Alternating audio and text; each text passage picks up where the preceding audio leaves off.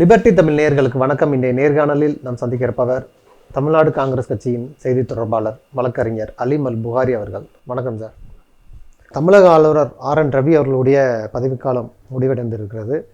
ஒரு புதிய ஆளுநரை இன்னும் நியமிக்காமல் இருக்கிறாங்க தமிழ்நாட்டுக்கு. இந்த சூழலில் அவருடைய சுதந்திர தினத்துக்கு ஒரு தேநீர் விருந்து வைக்கிறாரு. காங்கிரஸ் சார்பில் ஒரு அறிக்கை செல்வ பெருந்தகை சொல்லியிருக்கிறாரு, இந்த தேநீர் விருந்தை நாங்கள் புறக்கணிக்கிறோம். ஏன்னா அந்த ஆளுநர் தமிழ்நாட்டு மக்களுடைய நலனுக்கு எதிராக செயல்படுறார் அப்படின்னு சொல்லி ஒரு அறிக்கை கொடுத்துருக்குறாங்க. காங்கிரஸ் மட்டுமல்ல, திமுகவுடைய கூட்டணி கட்சிகள் எல்லாமே புறக்கணிக்கிறாங்க. அவருடைய இந்த கருத்தை நீங்கள் எப்படி பார்க்குறீங்க? அதுங்க, ஆளுநரை விட்டுருங்க. ஆளும் கட்சி எதிர்கட்சி நிறைய பேர் இந்த கூட்டணியில் இருப்பாங்க, இந்த பக்கம் அந்த பக்கம். ஆனால் இவர்களே, நான் உதாரணத்துக்கு ஒன்று சொல்லுவேன். ஜெயலலிதா அவர்கள் இருந்தபோது திமுககாரங்க பேனர் வச்சாங்க, நீ ஆளக்கூடாது என்று தானே நினைத்தோம் தாயே, நீ வாழக்கூடாது என்று நினைக்கலையே அப்படின்னு பேனர் வச்சாங்க. இதெல்லாம் எதை காட்டுகிறது என்றால், அதிகாரத்தில் உங்களுக்கு இருக்கக்கூடிய சண்டைகள் என்பது வேறு, உங்களை டோட்டலாகவே அழிச்சு ஒழிச்சு மொத்தமாக நான் ஒரு ஃபுல் கண்ட்ரோலில் வரப்போகிறேன் அப்படிங்கிற நிலைப்பாடு எடுப்பது என்பது வேறு. ஆனால் ஆளுநர் இந்த கட்சி மாச்சரியங்களை தாண்டி ஆளுநர் என்பவர் நடுநிலையானவர். ஆனால் ஆளுநர் பூணூல் அணிவிக்கும் நிகழ்ச்சியை நடத்துகிறேன், அதாவது எந்த ஒரு மத விஷயத்திற்கும் தனி மரியாதை இல்லை என்று சொல்லி அனைவரையும் சமப்படுத்த வேண்டியவர், இது போடுறதுனால உங்களுக்கு சிறப்பு வந்துடும் வாங்கன்னு போட்டு விடுறார். நேற்று கூட ராமராஜ்யம் மோடி நடத்துகிறாருன்னு சொல்கிறார். ராமராஜ்யம் நடத்துகிறார் என்கிறார். சனாதன தர்மம் தான் சிறந்தது என்று பேசுகிறார். தப்பில்லை, கூடவே மற்ற தர்மங்களையும் சேர்த்துக்கணும். தப்பில்லைன்னு நான் என்ன சொல்ல வரேன்னா, அவருக்கு அதை பேசுறதுக்கான உரிமை இருக்குது. அப்படின்னா ஒரு ஆளுநராக கான்ஸ்டியூஷனல் போஸ்ட் வகிக்கக்கூடிய எல்லாத்தையும் செய்யணும். அப்போ ஆளுநர் என்கின்ற பதவிக்கே இழுக்காகி போகிறார் ரவி. அப்போ இந்த ரவி என்கின்ற தனிநபர் எதை செய்தாலும் அதை பற்றி யாரும் அக்கறை இல்லை. when he is in the capacity of a constitutional post, அவர் ஒரு அரசியல்வாதியாகவும் தோற்பார், ஒரு தனிநபராகவும் தோற்பார், ஒரு கான்ஸ்டியூஷனல் போஸ்ட்டை ஹோல்ட் பண்ணுறாருங்கிற நபரிலும் தோற்றுவிட்டார் எனும்போது, அவருடைய தேநீர் விருந்திலே நாம் கலந்து கொள்வது என்பது அரசமைப்பு சட்டத்திற்கு செய்யக்கூடிய துரோகமாக காங்கிரஸ் கட்சி கருதுகிறது. ரெண்டாவது, அவருடைய டென்யூரும் முடிஞ்சு போச்சு. இனி அவர் ஆளுநராகவே முறையாக இல்லை, சும்மா வேணால் காபந்த மாதிரி அப்படியே கண்டினியூ பண்ணிட்டு போகலாம். ஆனால் இவருடைய டென்யூரும் முடிஞ்சு போச்சு. இவர் அந்த அரசமைப்பு சட்டத்துக்கு தகுதியான ஒரு பதவிக்கு லாயக்கில்லாதவர் எனும்போது, இவர் போன்ற நபரை நாம் என்டர்டெயின் செய்வது என்பது, இவர் போன்ற நபரை நாம் சகித்து கொள்வது என்பது அரசமைப்பு சட்டத்துக்கு எதிராக தொடுக்கப்படும் போரை ஏற்றுக்கொள்ளும் ஒரு செயலாக அமையும். உதாரணத்துக்கு, தலைவர் ராகுல் காந்தி கடந்த முறை தனக்கு ED நேஷனல் கேஸில் சமன் கொடுத்த போது நான் அங்கு சென்றேன். நீங்கள் கூப்பிட்டு நான் வரல, நான் உங்களை பார்க்கறதுக்காக வந்திருக்கிறேன் என்று நான் சொன்னேன் என்று சொன்னார். சொல்லிட்டு, நான் எதற்காக அங்கு சென்றேன் தெரியுமா அப்படின்னு மக்கள்கிட்ட கேட்டார். கேட்டுட்டு சொல்கிறேன் கேளுங்க, அரசமைப்பு சட்டத்துக்கு எதிராக செயல்படக்கூடியவர்கள் யார், அவருடைய முகங்களை நான் பார்க்க வேண்டும் என்று விரும்புகிறேன், நான் அதற்காக வந்தேன் என்று சொன்னார் தலைவர் ராகுல் காந்தி. அதுபோன்று அரசமைப்பு சட்டத்துக்கு எதிராக செயல்படக்கூடிய ஒரு ஆளுநரின் முகத்திரையை கிழிக்க வேண்டும், அவருடைய முகத்தை புறக்கணிக்க வேண்டும் என்பதற்குத்தான் தலைவர் செல்வ பெருந்தகை அவருடைய அறிக்கை. தமிழ்நாட்டுக்கு ஏன் இன்னும் புதிய ஆளுநரை நியமிக்காமல் ஒன்றிய அரசு வச்சிருக்குன்னு பார்க்குறீங்க? ஏன்னா பல்வேறு மாநிலங்களுக்கு இப்போ தான் ஆளுநரை நியமித்தாங்க, ஒரு 10க்கும் மேற்பட்ட ஆளுநர்களை மாற்றி மாற்றி நியமித்தாங்க. ஆனால் தமிழ்நாட்டுக்கு ஏன் இன்னும் நியமனம் இல்லைன்னு பார்க்குறீங்க? தமிழ்நாட்டுக்கு பாஜக சார்பில் ஆளுநர் மட்டுமல்ல, மாநில தலைவருக்கும் திணறுவார்கள், பாஜகவுக்கு மேலிட பொறுப்பாளர் போடுவதற்கும் திணறுவார்கள், MOS தருவதற்கும் திணறுவார்கள். இங்கேருந்து மேல் சபை உறுப்பினர் யாரையாவது செலக்ட் பண்ணணும்னா கூட கண்டிப்பாக திணறுவாங்க. காரணம், இவர்களை திணற வைக்கக்கூடிய மாநிலம் தமிழ்நாடு. நீட் விவகாரம் இன்றைக்கு இந்தியா முழுக்க பேசு பொருளாக மாறியிருக்கிறது. அதை முதலில் எதிர்த்த மாநிலம் தமிழ்நாடு. நித்தி ஆயோக் கூட்டம் இன்றைக்கு பல்வேறு மாநில முதல்வர்கள் அதை புறக்கணித்தார்கள். அதை முதலாக புறக்கணிப்பதாக அறிவித்த மாநிலம் தமிழ்நாடு. இப்படி எத்தனையோ விஷயங்களில் Tamil Nadu has been the torch bearer to the entire India. இது ஒட்டுமொத்த தேசத்திற்கு ஒரு முன்னோடியாக, ஒரு பெக்கான் லைட்டாக, ஒரு வழிகாட்டு மொழிவிலக்காக தமிழகம் இருந்திருக்கிறது. மனித நேயத்திற்கு எதிராக, சமூக நீதிக்கு எதிராக, சம தர்மத்துக்கு எதிராக, பகுத்தறிவுக்கு எதிரான கட்சியாக இருக்கக்கூடிய பாஜகவை எதிர்ப்பதில் தமிழ்நாடு மட்டுமல்ல, தமிழ்நாடு அரசு மட்டுமல்ல, திமுக மட்டுமல்ல, தமிழ்நாட்டு மக்களே அந்த மென்டாலிட்டியில் தான் இருக்கிறாங்க என்பதை பாரதிய ஜனதா கட்சி புரிந்து வைத்திருப்பதனால் பல்வேறு குழப்பங்கள், தவறான முடிவுகளை தொடர்ந்து எடுத்து வருகிறார்கள். எந்த மாநில தலைவரை போடுங்க, எல்லாமே ஃபெயிலியர் தான். யாருக்கு MOS கொடுங்க, அதனால பிரயோஜனமே இல்லை. யாரை கவர்னராக போடுங்க, குழப்பம்தான் வருது. ஒரு இணக்கம் ஏற்படுத்தி கட்சியை வளர்க்குற மாதிரி ஐடியாவே இல்லை, முடியாது. தங்களுடைய மனித விரோத கொள்கை, உங்களுக்கு வேணா ஒரு ஐடியா சொல்கிறேன். எப்போ பாரதிய ஜனதா கட்சிக்கு ஆளுநரை நியமிப்பதிலும் மாநில தலைவர் நியமிப்பதிலும் MOS கொடுப்பதிலும் மேலிட பொறுப்பாளர் நியமிப்பதிலும் சிக்கல் இருக்காது, நல்லாயிருக்கும் அப்படின்னு நீங்கள் கேட்டிங்கன்னா, எப்போது அவர்கள் தங்களுடைய பாசிச கொள்கையை மாற்றிக்கொண்டு சமூக நீதிக்காகவும் சமத்துவத்திற்காகவும் சமநீதிக்காகவும் பகுத்தறிவிற்காகவும் மதசார்பற்ற கொள்கைக்காகவும் என்றைக்கு நிற்கிறார்களோ, ஆக மொத்தத்தில் இன்ஸ்டாட்டாக கான்ஸ்டியூஷனல் வேல்யூஸை என்றைக்கு தூக்கி பிடிக்கிறாங்களோ அன்றைக்கு அவர்களுக்கு இது எல்லாமே இலகுவாகும். ஆளுநர் போஸ்ட்டை கூட சீக்கிரமாக யாருக்கு போடலாம் அப்படிங்கிறது இலகுவாகும். மக்களும் அவர்களை, தமிழ்நாட்டு மக்களும் அவர்களை ஏற்பார்கள். செந்தில் பாலாஜி அவர்களுடைய வழக்கு உச்சநீதிமன்றத்தில் வந்துச்சு. அதில் அமலாக்கத்துறை இன்னும் 3 மாதங்களில் நாங்கள் வழக்கை முடிச்சிடுவோம் அப்படின்னு சொல்லியிருக்கிறாங்க. இந்த முறை அவருக்கு கண்டிப்பாக ஜாமீன் கிடைக்கும் அப்படின்னு தான் எல்லோருமே எதிர்பார்த்தாங்க. ஆனால் அமலாக்கத்துறை எல்லாத்துக்குமே ஒரு முன்னேற்பாடோடு வந்த மாதிரி தான் தெரிஞ்சிச்சு. ஏன்னா இன்னும் எவ்வளோ நாளில் நீங்கள் வழக்கு நடத்துவீங்கன்னு கேட்கும்போது 3 மாதத்தில் முடிச்சிடும்னு சொல்லி ஜாமீனை உடனடியாக தரவிடாமல் பார்த்துக்கிட்டாங்க. ஆனால் அந்த வழக்கினுடைய தீர்ப்பு தேதி குறிப்பிடாமல் உச்சநீதிமன்றத்தில் ஒத்திவைக்கப்பட்டிருக்கு. இந்த வழக்கை நீங்கள் எப்படி பார்க்குறீங்க? இல்லை, இது இப்போ இல்லை, இது ஆரம்ப நாள் முதலே நான் கூர்ந்து கவனித்து வருகிறேன் இந்த வழக்கை. இப்போதுமே கூட அவங்க என்ன வாதம் வச்சாங்க அப்படின்னு சொன்னால், மீண்டும் மீண்டும் ஜஸ்டிஸ் ஓகா அதுதான் கேட்டார். என்ன கேட்டார்னா, இல்லை அவர் வெளியே வந்தால் சாட்சியங்களை கலைச்சிருவார், அவர் இன்ஃப்ளூயன்ஸ் ஆள். அப்போது இவர் தரப்புலேருந்து முகுல் ரோஹத்கி எல்லாம் அப்பியர் ஆகும்போது என்ன சொன்னாங்கன்னா, அவர் ஜெயிலில் இருக்கார், இப்போ அவர் அமைச்சரும் இல்லை, இது ஒரு MLA தான். தமிழ்நாடு அரசே அந்த வழக்கை சரியாக நடத்த விடாமல் பார்த்துக்கிட்டுன்னு சொல்லி குற்றச்சாட்டு வைக்கிறாங்க. இவங்க குற்றச்சாட்டு வைக்கிறாங்க, அமலாக்கத்துறை குற்றச்சாட்டு வைக்கிறாங்க. அதில் எந்த அளவுக்கு ஆதாரப்பூர்வமாக அதை நிரூபிக்கணும் இல்லையா? இப்போதைக்கு ஒரு MLA தான், அதுக்கு அடுத்த பாயிண்ட் தான் முக்கியமானது. அப்போ தான் அந்த இவங்க சொன்ன வாதமும் அடிபட்டு போகுது. என்ன சொல்கிறாருன்னா, அவ்வளோ இன்ஃப்ளூயன்ஸில் இருந்தால் நான் ஏன் ஜெயிலுக்கு போகிறேன்னு கேட்குறேன். அவ்வளோ இன்ஃப்ளூயன்ஸ் எனக்கு இருந்தால் நான் எப்படி சிறைக்கு வர்றேன்? மீண்டும் மீண்டும் நீதிபதிகளை தான் கேட்குறாங்க. அவர் வெளியே வந்தால் அப்படி பண்ணிடுவார். அப்போ சிசோடியா இன்ஃப்ளூயன்ஷியலான ஆள் இல்லையா? ஹேமந்த் சோரன் CM ஆச்சு, அவர் இன்ஃப்ளூயன்ஷியலான ஆள் இல்லையா? அப்போது இது வழக்கை உற்றுநோக்கக்கூடிய யாருக்கும் புரியும், ஏதோ ஒரு காரணத்திற்காக சட்டத்தை மீறி அவரை உள்ளே வச்சுருக்காங்க. இதை தவிர எனக்கு எதுவுமே சொல்ல வரல. சார்ஜ் ஷீட்டு ஏன் போடலைங்கிற கேள்விக்கு ஒரு நேர்மையான நியாயமான பதில் இல்லை. இப்போ 15 ரூபா அப்போ போட்டுருவோம், ப்ரெடிகேட் அஃபென்ஸில் நீங்கள் என்ன சார்ஜ் ஷீட்டே போடாமல் இருக்கு நீதிபதிகள் கேட்குறாங்க.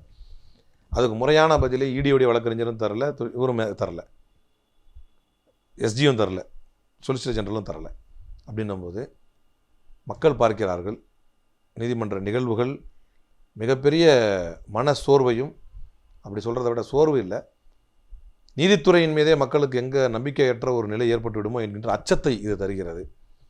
அவர் உடனடியாக பிணையில் விடுதலை அடைந்து விடுவார் என்றே என்னுடைய சிற்றறிவு உறுதியாக சொல்கிறது, சட்ட அறிவு. ஆனால் அது விரைவில் நடக்கும். Every beginning as an end, every end as a beginning. ஒவ்வொரு முடிவுக்கும் ஒரு ஆரம்பம் உண்டு, ஒவ்வொரு ஆரம்பத்திற்கும் ஒரு முடிவு உண்டு. ஹிண்டன்பர்க் அறிக்கை நாடு முழுவதும் ஒரு பரபரப்பான சூழல் காணப்படுது. செபியுடைய தலைவருக்கு எதிராக பல்வேறு அறிக்கைகள் அதில் வந்திருக்கு. செபியுடைய தலைவர் மாதவி பூரிப்புச் ஒரு பொது விசாரணைக்கு தயாரா அப்படின்னு ஹிண்டன்பர்க்கை கூட திரும்ப ஒரு அறிக்கையாக கேட்டிருக்கிறாங்க. உங்கள் மீது தவறு இல்லைன்னா நீங்கள் பொது விசாரணைக்கு வரலாமே, நீங்கள் எங்கள் குற்றச்சாட்டை மறுக்கலை அப்படின்னு அவங்க ஒரு தகவல் சொல்கிறாங்க. ஆனால் பாஜக தரப்பில் சொல்லப்படக்கூடிய குற்றச்சாட்டு என்னென்னா, இந்திய பங்குச்சந்தையை சிதைப்பதில் ராகுல் காந்திக்கு பங்கு இருக்குது, காங்கிரஸ் இந்திய பங்குச்சந்தைக்கு எதிராக செயல்படுது, ராகுல் காந்தி ஒரு ஆபத்தானவர் அப்படின்லாம் பேசப்படுது. அதாவது ஹிண்டன்பர்க் அறிக்கைக்கு பின்னாடி காங்கிரஸ் தான் இருக்குன்னு பாஜக தரப்புலேருந்து ஒரு குற்றச்சாட்டு வருது. அதை நீங்கள் எப்படி பார்க்குறீங்க? ராகுல் காந்தி இந்தியாவுடைய பொருளாதாரத்தை சிதைக்க வந்தவர், ரைட்டு. காங்கிரஸ் இந்தியாவுடைய பொருளாதார பங்குச்சந்தையை அழிக்க வந்த கட்சி, ரைட்டு, ஓகே. காங்கிரஸுக்கு என்றைக்குமே இந்தியாவுடைய பொருளாதாரம் வளரக்கூடாதுங்கிற எண்ணம். இதெல்லாம் கேட்கும் போதே குபீர்னு சிரிப்பு வரும். இருந்தாலும் எல்லாம் ஓகே. நீ தான் யோகியனாச்சே, ப்ரூவ் பண்ணு, ஜாயின்ட் பார்லிமெண்ட்ரி கமிட்டிக்கு வா. ஜாயின்ட் பார்லிமெண்ட்ரி கமிட்டினா என்னது? நிறைய பேர் என்ன நினச்சிக்கிட்டாங்கன்னா, ஜாயின்ட் பார்லிமெண்ட்ரி கமிட்டினா போலீஸ் ஸ்டேஷனில் உள்ள கிரைம் போலீஸு, இல்லை CBI, NIA, ED அப்படின்னு நினச்சிக்கிட்டாங்க. போத் தி ஹவுசஸில் இருக்கிற எல்லா பார்ட்டியுடைய மெம்பர்ஸும் அதில் இருப்பாங்க. அப்படி இருந்து அவங்க ஆய்வு பண்ணி எடுக்கிற முடிவு இருக்குல்ல, ரக்பு கூட அப்படி தான் நாடாளுமன்றம் அது அமைச்சிருக்கிறாங்க. அதான் சொல்கிறேன், அது அடுத்து வர்றது தான் ஒரு இல்லை. அது இன்னொரு ஃபினான்ஷியல் இர்ரெகுலாரிட்டிஸை மெயினாக பண்ணணும். ஜாயின்ட் பார்லிமெண்ட்ரி கமிட்டி இது வரைக்கும் போஃபர்ஸ்க்கெலாம் அமைச்சிருக்காங்க. ஃபினான்ஷியல் இர்ரெகுலாரிட்டிஸுக்கு தான் ஜாயின்ட் பார்லிமெண்ட்ரி கமிட்டி வரும். ஆனால் இவனுங்க வந்து இப்போ இந்த வக்ஃப் போர்டை வந்து ஜாயின்ட் பார்லிமெண்ட்ரி கமிட்டிக்கு அமைச்சு விட்டு ஏதாவது ஒன்று பண்ணணும், பாவம் அவசரப்பட்டு கையில் எடுத்துகிட்டு குத்துதே கொடைதல்னு ஜாயின்ட் பார்லிமெண்ட்ரி கமிட்டிக்கு அமைச்சாச்சு. சம்மந்தமே இல்லாததை, கேட்காததை, மக்களுக்கு அவசியமே இல்லாததெல்லாம் ஜாயின்ட் பார்லிமெண்ட்ரி கமிட்டி அமைச்சாச்சு. வக்ஃப் போர்டில் அமெண்ட்மெண்ட் கொண்டு வரோன்னு சொல்லி அது கேட்டால் தனி கூத்து, அது பெரிய கூத்து, தனி கூத்து, காமெடி கூத்து. அது முறைகேடு இருக்குது, காப்பாற்றணும் வைக்கணுங்கிறானுங்க. அது திரும்ப வந்து அரசு கையிலே வந்துச்சுன்னா அதை காப்பாற்றிடலாங்கிறானுங்க. சரி, அது ஒரு தனி சப்ஜெக்ட். கேட்கவே இல்லை, அதை வக்ஃப் போர்டுக்கு ஜாயின்ட் பார்லிமெண்ட்ரி கமிட்டி அமைக்கிறாங்க.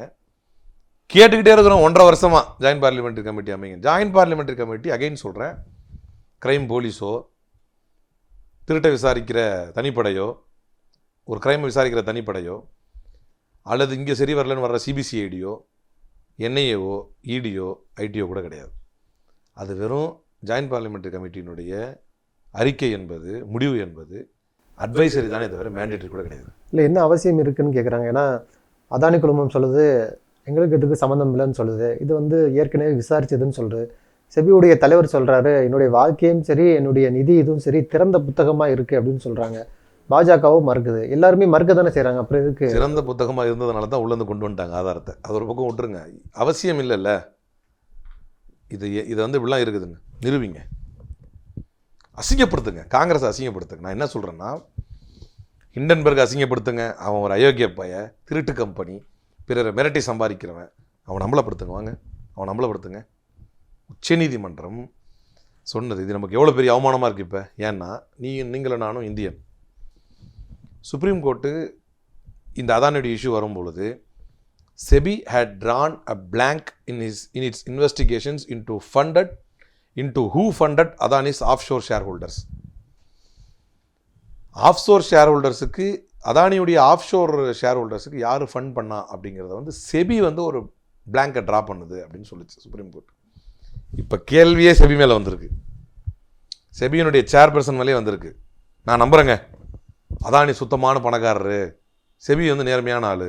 என் நம்பிக்கையை வந்து இப்போது ஹிண்டன்பர்க் அவமானப்படுத்துகிறான், அசிங்கப்படுத்துகிறான். இப்போ நான் என்ன செய்கிறது? அதுக்கு அவன் என்னென்னலாம் கொண்டு வர்றான் அப்படின்னா எனக்கு ரொம்ப கஷ்டமாக இருக்குது. இதை பார்க்கும்போது எனக்கு என்னென்னலாம் கஷ்டமாக இருக்குன்னா, அவன் என்ன எப்படி தான் நம்மளை கலாய்க்கிறான். செபீர் அவன் சொல்கிறான் ஹிண்டன்பர்க், எனக்கு எவ்வளோ வேதனையாக இருக்குது தெரியுமா? நம்ம அதானி எவ்வளோ நேர்மையான பணக்காரரு, மோடி எவ்வளோ நேர்மையான அரசியல்வாதி, மாதவி பூச்சி எவ்வளோ ஒரு நேர்மையான செபியுடைய தலைவர். அவன் எப்படி நம்மளை கலாய்க்கிறான்னா, if SEBI really wanted to find the offshore fund holders யார் என்பதை செபிக்கு உண்மையிலேயே தெரியணும் அப்படின்னா அவன் எப்படி கலாய்ச்சிருக்கான் பாருங்க அந்த அறிக்கையில். Perhaps the SEBI chairperson could have started by looking in the mirror. யார் ஆஃப்ஷோர் ஃபண்ட் ஹோல்டர்ஸ்னு தெரியணுமா? போய் கண்ணாடியை பாருங்கிறாங்க, நம்மளை கலாய்க்கிறான். செபிக்கு உண்மையிலே அப்படி தெரியணும் அப்படின்னா அவங்க போய் கண்ணாடியை பார்க்கணும்னு கலாய்க்கிறான். இவனை இப்போ அவனை அமலப்படுத்தணுமா இல்லையா? காங்கிரஸ் பிடுங்குங்க, இந்த நாட்டினுடைய ஷேர் மார்க்கெட்டுக்கு எதிரான கட்சிங்க. ராகுல் காந்தி வந்து இந்த பொருளாதாரத்தை அழிக்க வந்தவருங்க. இவங்களுக்குலாம் அக்கறையே கிடையாதுங்க, விட்டுருங்க. அந்த ஜாவலி ஜோக்கான டைலாக்லாம் விட்டுருவோம். நான் என்ன கேட்குறேன்னா, இந்த மாதிரி ஒரு நல்ல தூய்மையான பணக்காரரை அவமானப்படுத்தியிருக்காங்க. முதல்ல 1.5 வருஷம் முன்னாலே அவமானப்படுத்தினாங்க. அப்படி அவமானப்படுத்தினதுக்கு பின்னால் செபியுடைய தலைமையில் விசாரணை நடக்கும் அப்படின்னு சொன்னாங்க. சுப்ரீம் கோர்ட்டும் அதை வரவேற்றுச்சு. செபி கொண்டு வந்து நம்மளுக்கு கொடுப்பாங்க அப்படின்னு சுப்ரீம் கோர்ட் நம்பிச்சு. செபி சொல்லிருச்சு ஒன்றுமே இல்லைன்னு. கடைசியில் செபியே அயோக்கிய பயண்டா அப்படின்னு நம்மளை அசிங்கப்படுத்தி இப்போ அவமானப்படுத்தினான். இவனை எப்படி வந்து நம்ம அதுக்கு பாருங்கள், அவன் என்னென்ன ஆதாரம் கொண்டு வரான்னு. அது இன்னும் வேதனையாக இருக்குது நம்மளுக்கு. அவன் என்ன சொல்கிறான்? செபி கொண்டு வரக்கூடிய ஆதாரங்கள் ஏப்ரல் 2017 2022 மார்ச் 2022 வரைக்கும் மாதவி புச் ஹோல் டைம் மெம்பராக இருந்தது. மார்ச் 2022 பிறகு அவங்க சேர்பர்சன் ஆகிட்டாங்க. ஹோல் டைம் மெம்பராக இருக்கும் பொழுது 100% இன்ட்ரெஸ்ட் வந்து Singaporean consulting firm Agora Partners. Singaporean consulting firm வந்து அகோரா பார்ட்னர்ஸ். இந்தியாவில் உள்ள அதே கம்பெனிக்கு பேர் அகோரா இன்வெஸ்ட்மெண்ட். சிங்கப்பூரியன் கம்பெனியில் வந்து 100% இன்ட்ரெஸ்ட் அவங்களுக்கு இருந்துச்சு ஹோல் டைம் மெம்பராக இருக்கும்போது. இது அதானியினுடைய ஆஃப்ஷோர் ஷேர் ஹோல்டர் அப்படின்றான். உண்டா இல்லையா? இல்லை அப்படின்னா ஆதாரத்தை நிரூபிச்சு போயிட்டே இருங்க. எனக்கு ரொம்ப சந்தோஷமாக இருக்கும்.